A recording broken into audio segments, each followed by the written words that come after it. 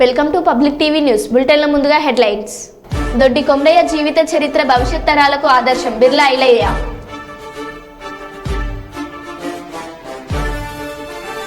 Hanamkonda master degree కళాశాలలో turning the faces పేరిట పూర్వ విద్యార్థుల సమ్మేళనం.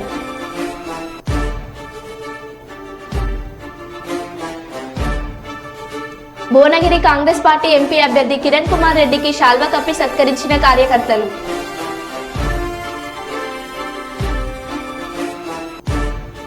సిరిసిల్ల జిల్లా కేంద్రంలోని ప్రెస్ క్లబ్ లో బీజేపీ ఆధ్వర్యంలో మీడియా సమావేశం.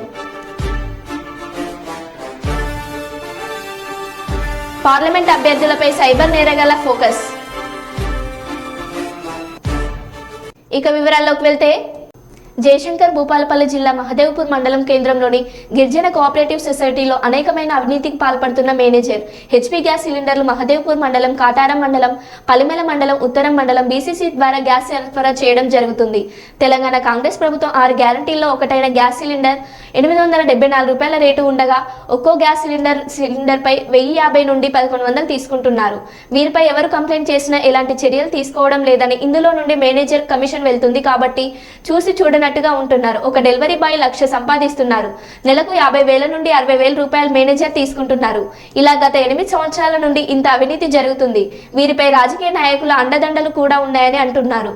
వీటిని అన్నిటిపై పూర్తి ఎంక్వైరీ జరిపి ప్రజలకు న్యాయం జరిగేలా చూడాలని పలువురు కోరుకుంటున్నారు.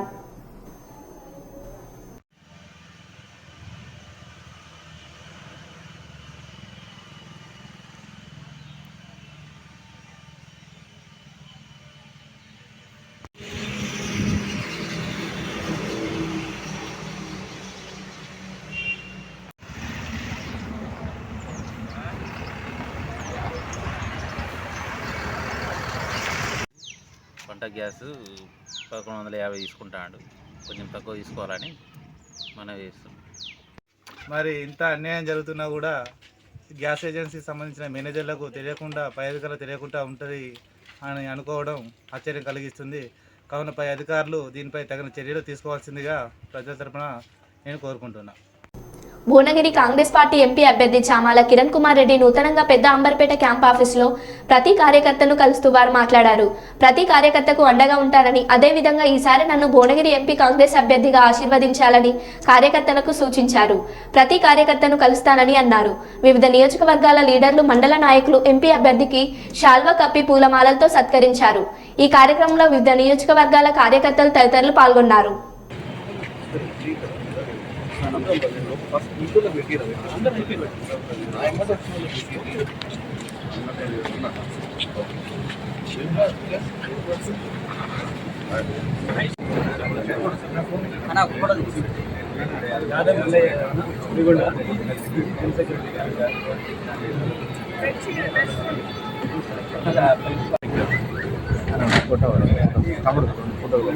అడ్డం కాపాడ 2-3 కోట్లు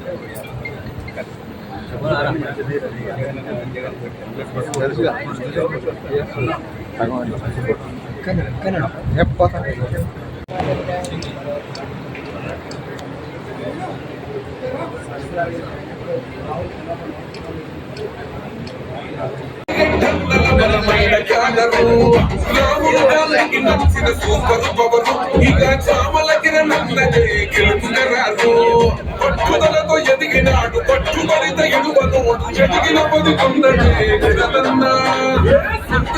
కోరనోడు పంటాలకు పోనివాడు నవకిరీటమే కిరణన్నా ఉద్యమ యువనాయకుడు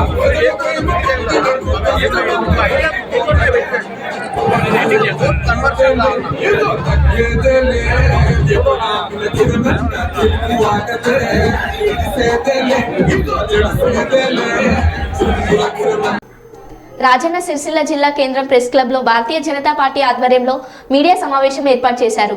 ఈ సందర్భంగా బీజేపీ నాయకులు మాట్లాడుతూ గత 10 సంవత్సరాల్లో బీఆర్ఎస్ ప్రభుత్వం ఉన్నప్పుడు రైతులను హరిగోస పెడుతున్నారు. కాంగ్రెస్ ప్రభుత్వం ఏర్పడిన తర్వాత 100 రోజుల్లోనే రైతులకు 2 లక్షల రూపాయల రుణమాఫీ చేస్తామని చెప్పారు. కానీ ఎందుకు చేయలేకపోతున్నారని వెంటనే 2 లక్షల రుణమాఫీ చేసి రైతులను ఆదుకోవాలని డిమాండ్ చేశారు. ఈ కార్యక్రమంలో జిల్లా ప్రధాన కార్యదర్శి, పార్లమెంట్ జాయింట్ కన్వీనర్ మరియు సిరిసిల్ల మున్సిపల్ మాజీ చైర్మన్, జిల్లా ఉపాధ్యక్షులు, మున్సిపల్ కౌన్సిలర్, సిరిసిల్ల పట్టణ అధ్యక్షులు మరియు తదితరులు పాల్గొన్నారు.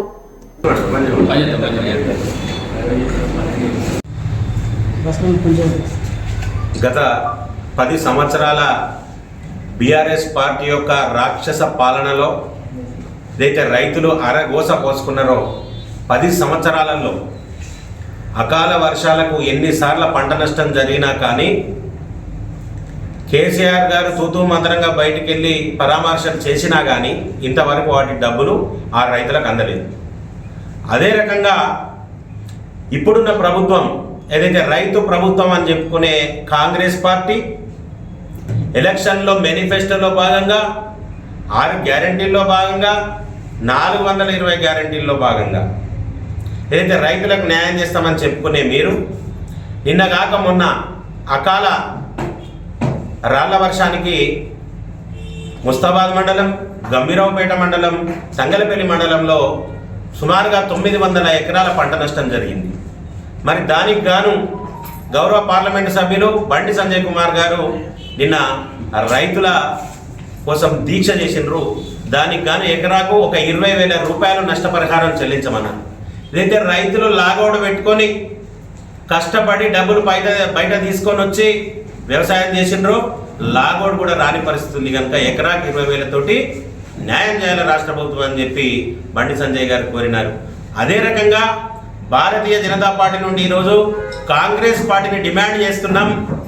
ఏదైతే ప్రభుత్వం ఏర్పడ్డ తర్వాత 100 రోజుల లోపలనే రైతులకు 2 లక్షల ఏకకాలంలో 2 లక్షల రూపాయల రుణమాఫీ చేస్తా అని చెప్పిండ్రు. మరి దాన్ని ఎందుకు చేయలేకపోతుండ్రు అని అడుగుతున్నాం. గౌరవ పార్లమెంటు సభ్యులు ప్రతి సందర్భంలో మీరిచ్చిన హామీలను ఎన్నికల నియమావళి అని చెప్పి తప్పించుకునే ప్రయత్నం చేయొద్దు. మీరేదైతే ఏదో మాట ఇచ్చినారో దాని ప్రకారం 2 లక్షల రూపాయల రుణమాఫీని ఏకకాలంలో చేయాలని చెప్పి ప్రభుత్వాన్ని ఎన్నోసార్లు కోరిండు. రైతు ప్రభుత్వం అని చెప్పుకునే ఈ కాంగ్రెస్ పార్టీ దాన్ని పట్టించుకున్న పాపన ఓలే. అధికారం రాకముందుకు ఒక రకంగా, అధికారం వచ్చిన తర్వాత ఇంకో రకంగా వ్యవహరిస్తున్న తీరును రైతులు గమనించవలసిందిగా కోరుతున్నాం. ఈరోజు అక్కడ ఇక్కడ వరి కాంటలు ప్రారంభించి కొబ్బరికాయలు కొట్టి ప్రారంభోత్సవాలు చేస్తున్నారు. భారతీయ జనతా పార్టీ నుండి ఒకటే డిమాండ్ చేస్తున్నాం, ఏదైతే మీరు ఎన్నికల్లో హామీ ఇచ్చారో అదే రకంగా ఈరోజు వరి యొక్క మద్దతు ధర 2200 కేంద్ర ప్రభుత్వం నిర్ణయించింది. దానికి గాను మీ హామీ ప్రతి క్వింటాల్కు 500 బోనస్ కట్టి మేము చెల్లిస్తామని చెప్పిండ్రు. రేపటి నుండి ప్రతి ఒక్క కాంటాల దగ్గర వ్యవసాయ రైతుల యొక్క వడ్లు కొనుగోలు కేంద్రాల దగ్గర భారతీయ జనతా పార్టీ కార్యకర్తలు ఉంటారు. మీరు 500 బోనస్తో సహా దీన్ని చెల్లిస్తారా లేదా అన్న దాన్ని భారతీయ జనతా పార్టీ పరిశీలిస్తుంది. రైతులకు ఏ కోశాన్ని అన్యాయం జరగకుండా కాంగ్రెస్ పార్టీ ఏదైతే మాట ఇచ్చిందో, ఏదైతే కమిట్మెంట్స్ ఇచ్చిందో, ఏదైతే గ్యారంటీలు ఇచ్చిందో వాటి మీద నిలబడేదాకా పార్టీని వదిలిపెట్టమని చెప్తున్నాం. అదే రకంగా రైతు బంధు కింద 15,000 రూపాయలు ఇస్తామని చెప్పిండ్రు ఒక్కొక్క రైతుకు. దాన్ని కూడా ఇంతవరకు కాంగ్రెస్ ప్రభుత్వం అన్నది దాన్ని కొనసాగించే పరిస్థితిలో లేదు. ఏదైనా ఉంటే ఎన్నికల నియమాలు అంటున్నారు, ఎన్నికల కోడ్ ఉన్నది అంటున్నారు, తప్పించుకునే ప్రయత్నం చేస్తున్నారు. ఇంత సిగ్గుపడాల్సిన అవసరం ఉన్నది. రైతు ప్రభుత్వం చెప్పుకునే మీరు ఎందుకు మీరు ఇచ్చిన హామీలను నెరవేర్చలేకపోతున్నారని అడుగుతున్నాం. మొన్నటికి మొన్న పరిశీలన తర్వాత ఎకరాకు 10,000 రూపాయలు ప్రభుత్వం ప్రకటించిందని చెప్తున్నారు నష్టపోయిన రైతులకు. మరి ఇంతవరకు ఏ ఒక్క రైతు ఖాతాలో కూడా ఎకరాకు 10,000 రూపాయలు పడలేదు. మరి అగ్రికల్చర్ ఆఫీసర్లు ఎంతమందిని లిస్టు ప్రిపేర్ చేసారు, ఎప్పుడు వారిని ప్రభుత్వానికి అందిస్తున్నారు, ప్రభుత్వం ఎప్పుడు డబ్బులు చెల్లిస్తుందన్న విషయాన్ని తెలియజేయాల్సిన అవసరం ఎంతైనా కాంగ్రెస్ పార్టీకి ఉంది. ఈరోజు జరుగుతున్న పరిస్థితులను చూస్తున్నట్టయితే రైతులను పట్టించుకునే నాదుడు లేడు. అధికారం వచ్చేదాకా రైతు ప్రభుత్వాలు రైతులను మేము ఆదుకుంటామని చెప్పుకునే వాళ్ళంతా రైతులకు మోసం చేసే పరిస్థితిలో ఉన్నది. మరి దీన్ని రైతులు గమనించవలసిందిగా చూస్తున్నాం. ఏదైతే రాక్షస పాలనను అంతమొందించి పేనం మీద ఉన్నది పొయ్యిలో పడ్డట్టుగా కాంగ్రెస్ ప్రభుత్వాన్ని తీసుకొని వచ్చి రైతులు ఇంకా నష్టపోయే పరిస్థితి వస్తున్నది. కనుక వాళ్ళు గమనించాలి. మీకోసం ఏదైతే ప్రణాళికలు చేసినామని చెప్పుకుంటున్నారో వాటిని నిర్వర్తించే పరిస్థితులు ఈ ప్రభుత్వం లేదు. కావున భారతీయ జనతా పార్టీ నుండి ఒకటే డిమాండ్ చేస్తున్నాం, 2 లక్షల రూపాయలు ఏకకాల రుణమాఫీ చేయాలి. ఏదైతే బోనస్గా 500 రూపాయలు ప్రకటిస్తామన్నారో రేపటి నుండి ఎక్కడైతే వరి కొనుగోలు కేంద్రాలను అక్కడ ప్రతి క్వింటాల్కు 2,200 రూపాయలు ఎంఎస్పీ ధర ఉంది కనుక మద్దతు ధర 2,700 రూపాయలు చెల్లించి రైతులను ఆదుకోవాలి.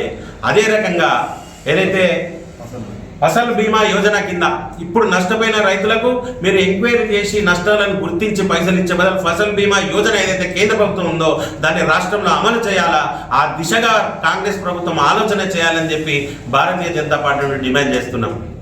భారత్ మాతాకి జై. గ్యారెంటీల విషయం తీసుకున్నప్పుడు 2 లక్షల రుణమాఫీ అన్నారు, 15,000 ఆ రైతు బంధు ఇస్తా అన్నారు. దాంట్లో కౌలు రైతుకు కూడా 15,000 ఇస్తా అన్నారు. మరి రైతు కూలీలకు కూడా 12,000 ఇస్తా అన్నారు. ఈ రకంగా వాళ్ళు వాగ్దానాలు చెప్పి కూడా మర్చిపోయేటువంటి పరిస్థితులు ఇప్పుడు వాళ్ళు ఉన్నారు. కాబట్టి మా డిమాండ్ ఒకటే, త్వరితగతిన మీ యొక్క ఏదైతే ఈ 100 రోజులలో మీరు ఈ గ్యారెంటీలు అమలు చేస్తానన్నాం దాని ప్రకారంగా మీరు మాటగా నిలబడాలని మేము డిమాండ్ చేస్తా ఉన్నాం. ముఖ్యంగా కేసీఆర్, కేటీఆర్ గారు ఈ గమ్రాపేట్ మండల్, ముస్తాబాద్ మండల్ వాళ్ళు కూడా ఈ దెబ్బతిన్నటువంటి పంటలను దాన్ని చూడడానికి రావడం జరిగింది. మేము స్వయంగా పోయిన సంవత్సరము ఈ వీర్నపల్లి మండల్, అదే రకంగా ఎల్లారెడ్డి మండలంలో దెబ్బతిన్నటువంటి అంటే అకాల వర్షాలు అప్పుడు కూడా పడ్డాయి. ఆ రాళ్ళవానకు దెబ్బతిన్న పంటలకు ఎకరానికి 10,000 ఇస్తామని హామీ ఇచ్చినప్పుడు దాన్ని అతిగతి లేదు. వాళ్ళు మాట ఇచ్చినటువంటి ఏదైతే ఉందో వాటిని మర్చిపోయి ఇప్పుడు తగుదనమ్మా అని మళ్ళీ ఈ పంటల మీద పడి ఈ ప్రభుత్వాలు ఆదుకోవాలన్నటువంటి ఏదైతే మాట ఉందో అది సిగ్గుచేటుగా ఉంది. కాబట్టి మీరు ప్రశ్నించే హక్కును కోల్పోయారు. ఈ రకంగా ఈ కేంద్ర అంటే కాంగ్రెస్ ప్రభుత్వం కావచ్చు, ఇంతకుముందు ఉన్నటువంటి బీఆర్ఎస్ ప్రభుత్వం కావచ్చు, రెండు కూడా రైతులను ఇచ్చినటువంటి మాటను వాళ్ళు అమలు చేయడం జరిగింది.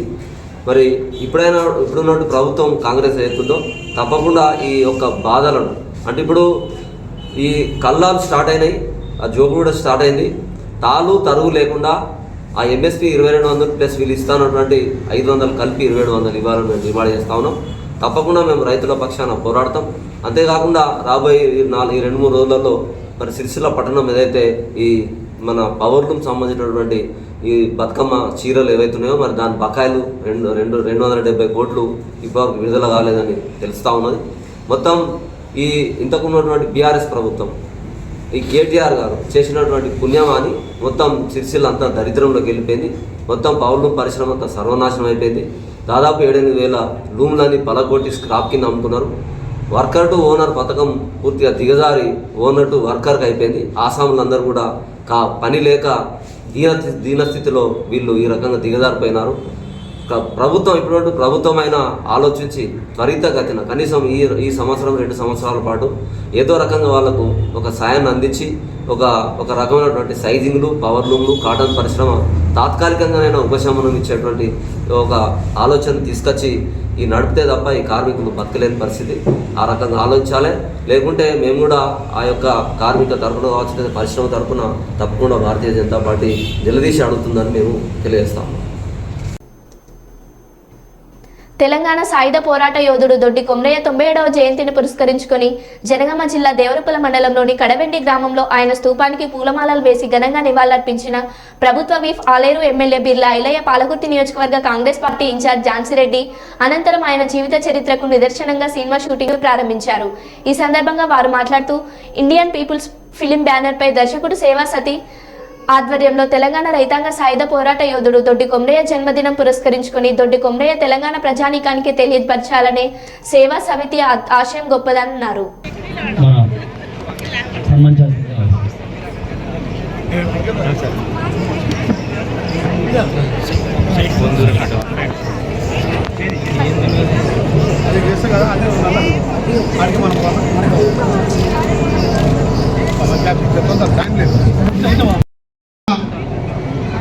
భూమి కోసం, వృత్తి కోసం, వెట్టి చాకిరి విముక్తి కోసం ఏ ఆయుధాలు లేనప్పుడే గొడ్డలి చేతబట్టి ఆ గడిలో కుదురొట్టి తుపాకీ తూటలకు ఎదురొట్టి పోరాటటువంటి దొడ్డి కొమరయ్య గారి సొంత గ్రామం నిజంగా కడవెండిలో ఆయన పుట్టడం ఈ ప్రాంతంలో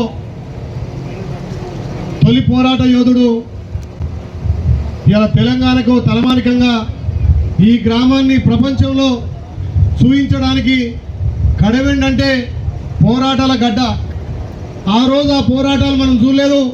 ఈ సినిమా వల్ల ఆయన పోరాట పటిమ, ఆ రోజు అన్నకున్నటువంటి ధైర్యం, ఆ దొరలకు ఎదురొట్టి పోరాటమైనటువంటి ఆ చరిత్రను వెలికి చూపడం చాలా గొప్ప విషయం. అదేవిధంగా గత 10 సంవత్సరాలు ఈ ప్రాంతంలో ఏ రకంగా మళ్ళీ దొరల పాలన విముక్తి చేసినటువంటి ఝాన్సీ రెడ్డి గారికి ప్రత్యేకంగా ధన్యవాదాలు. ఆ రోజు మనం చూడలే కానీ ఈ రోజు ఝాన్సీ రెడ్డి గారి పోరాటం అయితే చూడగలిగినాం. ఆ దొరక ఎదుర్కోవాలంటేనే భయపడేటువంటి రోజులు. అలాంటి ధోరణును ప్రాలతోలి ఈ ప్రాంతం ప్రజాపాలన తెచ్చినటువంటి ప్రజాపాలనలో భాగస్వాములైనటువంటి మీ అందరికీ కూడా ప్రత్యేకంగా ధన్యవాదాలు తెలియజేస్తూ, ఈ దొడ్డి కొమ్రే చరిత్ర ప్రతి ఒక్కరికి తెలవాల్సిందే. ఈ కడవెండి పౌరుషత్వం తెలంగాణ ప్రజలకే కాదు ప్రపంచానికి చూపించడానికి ఈ సినిమా ఒక ఆదర్శంగా ఉంటుంది. కాబట్టి దానికి ఈరోజు పెద్దలు మీరంతా రావడం, ఆ సినిమా షూటింగ్లో ఇలా ప్రారంభించడం చాలా సంతోషం. కాబట్టి స్వార్థం లేకుండా ఆ రోజు ఒక కుటుంబం కోసం కాదు, ఈ ప్రాంతం కోసం, భూమి కోసం, భుక్తి కోసం, వెట్టి చాకిరి విముక్తి కోసం పోరాడినటువంటి చరిత్రను ఇంకా వెలికి చూడాలంటే ఇలాంటి సినిమాల వల్లనే తెలుస్తుంది. కాబట్టి దాన్ని ఇలా ప్రారంభించడం చాలా సంతోషం. ఇలా చాలా పెళ్ళిళ్ళు ఉన్నాయి, 30 పెళ్ళిళ్ళు ఉన్నాయి. అందులో 10 పెళ్ళిళ్ళకి అటెండ్ అయ్యి ఈ దొడ్డి కొమరయ్య ఈ గ్రామంలో పుట్టినట్టే నిజంగా ఈ గడ్డ ఎంత పుణ్యం చేసుకుందో. ఈ ప్రాంతం పోరాటాల గడ్డ కాబట్టి ఇక్కడనే చేయాలని చెప్పి తమ్ముడు సేనాపతి కోరడం, దానికి మేమంతా రావడం అదృష్టంగా భావిస్తూ ఇదే పోరాట పటిమతోటి గత 10 సంవత్సరాలు బందీ అయిన తెలంగాణను మీ అందరి ఆశయంతో విముక్తి చేసుకొని ఇలా ప్రజాపాలన, ప్రజల చేత ఎన్నుకోబడ్డ పాలన కాబట్టి ఈ స్వేచ్ఛ వాయువులతోటి తల్లి సోనియా ఇచ్చినటువంటి అభయస్థం 6 గ్యారెంటీలో ఇప్పటికే 5 ఇంప్లిమెంట్ చేసుకున్నాం. ఈ రాబోయే రోజుల్లో కూడా పార్లమెంట్ ఎలక్షన్ల తర్వాత కూడా వాటన్నింటినీ పూర్తి చేసుకొని ప్రతి ఒక్కరికి అర్హులందరూ కూడా అధికార పనులు అందేటట్టుగా చేయడానికే మేమందరం మీ చేత ఎన్నుకోబడ్డాం. కాబట్టి దీంట్లో మీరందరూ పాల్గొన్నందుకు ఆ దొడ్డి కొమరే వారసులుగా మనం ముందుకు పోయి ఈ ప్రాంత చరిత్రను ప్రపంచానికి తెలియజేయాల్సిన బాధ్యత ఉంది. కాబట్టి అంత దూరం నుంచి అన్ని పనులున్నాయి వచ్చినాం. కాబట్టి మీరు కడవెండి ప్రజలకు ప్రత్యేకంగా ధన్యవాదాలు. దొడ్డి కొమరయ్య గారి 97వ వర్ధంతి సందర్భంగా, జయంతి సందర్భంగా ముఖ్య అతిథి వచ్చేసినటువంటి ఈ ప్రాంత టైగర్ తల్లి ఝాన్సీ రెడ్డి గారికి, దొడ్డి కొమరయ్య వారసులకు సినిమా తీయడానికి ముందుకొచ్చి దొడ్డి కొమరయ్య వీరచిత. వరంగల్లో పార్లమెంట్ అభ్యర్థులపై సైబర్ నేరగాళ్ల ఫోకస్. అప్రమత్తంతో వాళ్ళలో పడకుండా బయటపడ కాంగ్రెస్ పార్టీ అభ్యర్థి కడియం కావ్య ఏఐసిసి నుండి మాట్లాడుతున్న బీఫామ్ రెడీ పంపిస్తున్నాం, 76,000 రూపాయల అకౌంట్కి ట్రాన్స్ఫర్ చేయండి అంటూ నేరుగా అభ్యర్థికి కాల్ చేశారు. వెంటనే అలర్ట్ అయి గాంధీ భవన్ కు ఫోన్ చేసి ఆరా తీసిన కడియం కావ్య సైబర్ నేరగాళ్లు గాంధీ భవన్ నుండి అభ్యర్థుల లిస్టు సేకరించినట్లు సమాచారం. దాదాపు కాంగ్రెస్ అభ్యర్థులు అందరికీ ఎరవేస్తున్న సైబర్ మోసగాళ్లు. అప్రమత్తంగా ఉండాలని పార్టీ శ్రేణులు అభ్యర్థులకు సూచించిన ఏఐసిసి.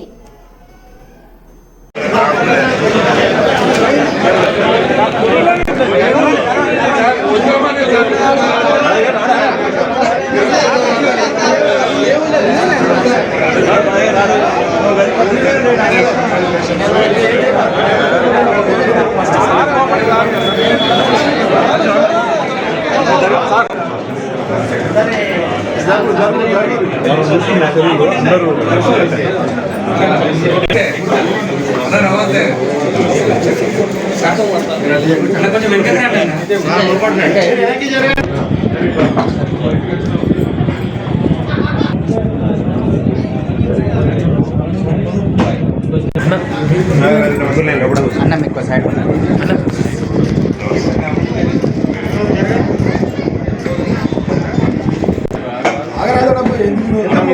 మేము చేయబోయి మేము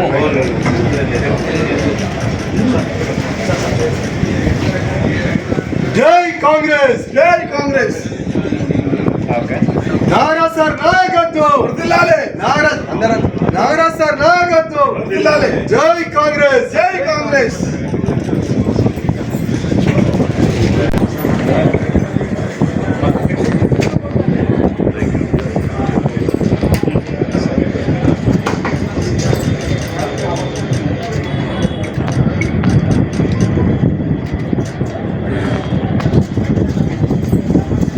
భారతీయ జనతా పార్టీ రాష్ట్ర కార్యవర్గ సభ్యురాలు జగిత్యాల నియోజకవర్గం in charge doctor Boga Shravani press meet నిర్వహించారు. ఈ సందర్భంగా ఆవిడ మాట్లాడుతూ 40 ఏళ్లలో జగిత్యాల నియోజకవర్గం ఏమి అభివృద్ధి చెందిందో నిజామాబాద్ పార్లమెంటు ప్రజలు గమనిస్తున్నారు.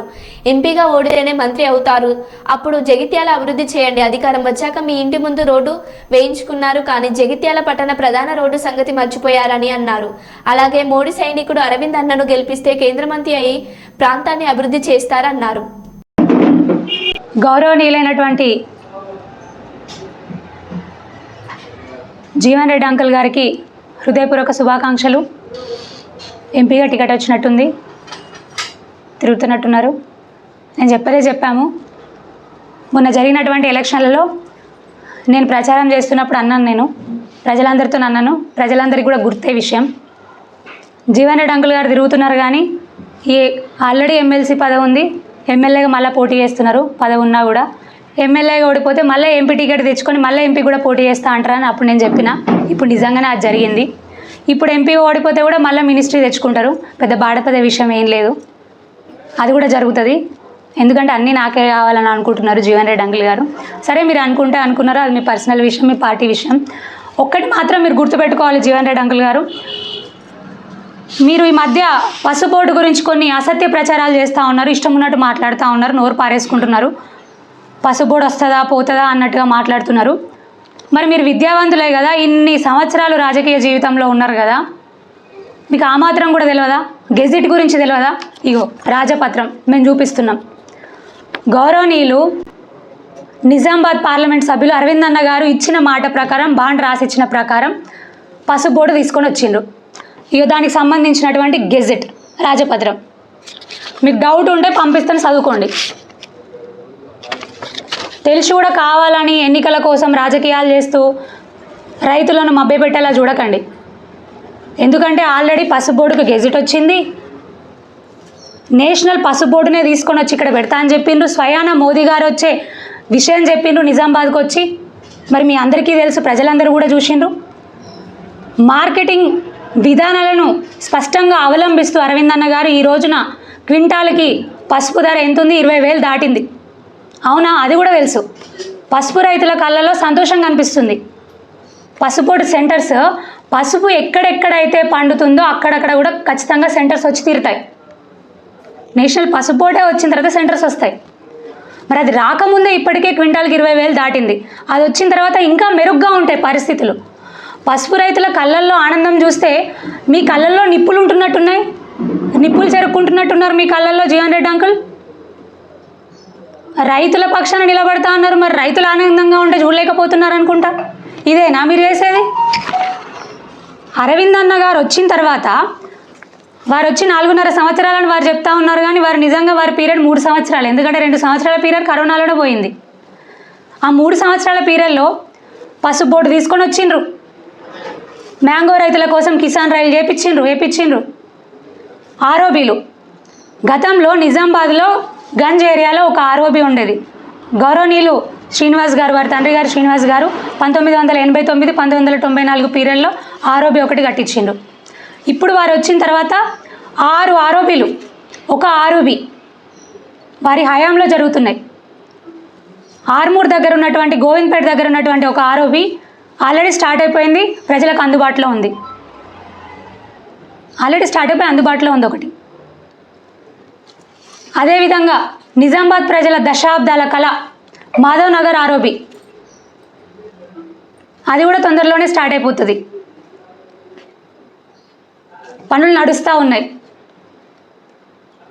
ఇంకా అది మాత్రమే కాదు, ఆర్మూర్ మామిడిపల్లి హైవేలో ఉన్నటువంటి ఆర్ఓబీ ఇంకో 1 రోజుల్లో ప్రజలకు అందుబాటులో వస్తుంది. అది కూడా ప్రారంభానికి సిద్ధంగా ఉంది. ఇంతకుముందు నేను చెప్పిన నిజామాబాద్లో ఉన్నటువంటి మాధవ్ నగర్ ఆర్ఓబీ, అది రాష్ట్ర ప్రభుత్వ అనుమతులు లేట్ అవ్వడం వల్ల ఇప్పటికి ఆలస్యమైంది, కానీ ఇప్పటికి ప్రారంభించబడే పరిస్థితి. ఇవి కాక అరసపల్లిలో ఒక ఆర్ఓబీ ఉంది, బోధన్ దగ్గర ఉన్నటువంటి ఆర్ఓబీ ఉంది, జానకంపేట దగ్గర ఉన్నటువంటి ఆర్ఓబీ ఉంది. ఇవన్నీ కూడా ఈ 6 ఆర్ఓబీలు, ఒక ఆర్ఓబీ పూర్తిగా మాధవ నగర్ తప్ప మిగతావన్నీ కూడా పూర్తిగా కేంద్ర ప్రభుత్వం నిధులతో నిర్మించబడి ఉన్నాయి.